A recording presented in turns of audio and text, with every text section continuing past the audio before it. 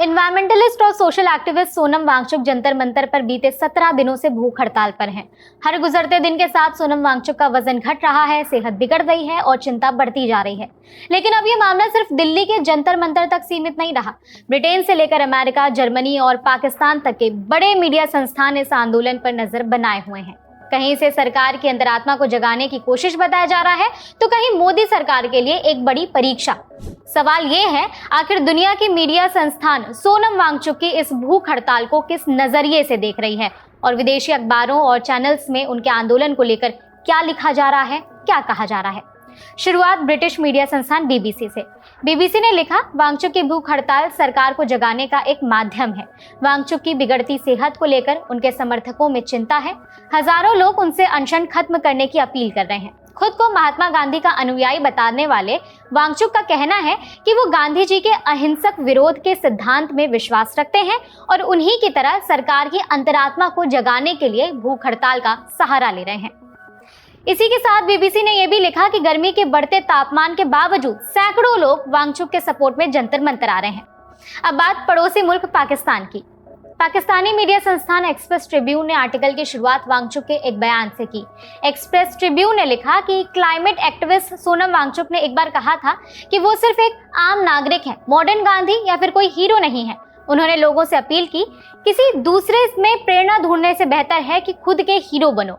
उनके सपोर्ट में आए लोगों को धन्यवाद देते हुए उन्होंने कहा कि दो तरह के बयान उन्हें बहुत दुख देते हैं। पहला, जो मुझे 21वीं सदी का गांधी कहते हैं, और दूसरा, जो मुझे हीरो बुलाते हैं। मैं दोनों ही नहीं हूं, किसी दूसरे में अपना हीरो मत देखो, जिम्मेदार नागरिक बनो और खुद के हीरो बनो। जर्मन मीडिया संस्थान DW ने भी इस प्रोटेस्ट को शेयर किया। डॉक्टर्स के बीच लेटे सोनम वांगचुक की एक तस्वीर शेयर की और आर्टिकल को हेडिंग दी, Sonam Wangchuk hunger strike test Modi.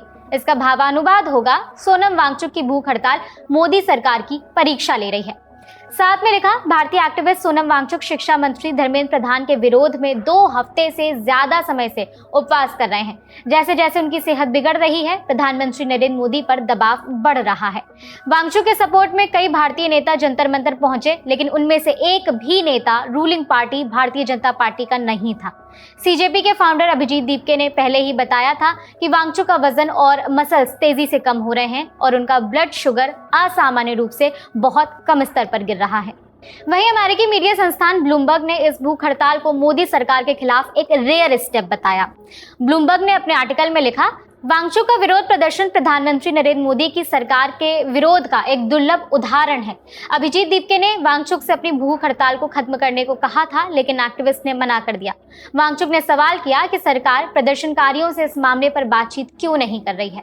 Bharat के शिक्षा मंत्रालय ने इस हड़ताल पर अभी तक कुछ नहीं कहा है। विपक्ष के नेता वांगचुक से उपवास खत्म करने की अपील कर रहे हैं। उनकी हालत बिगड़ती जा रही है।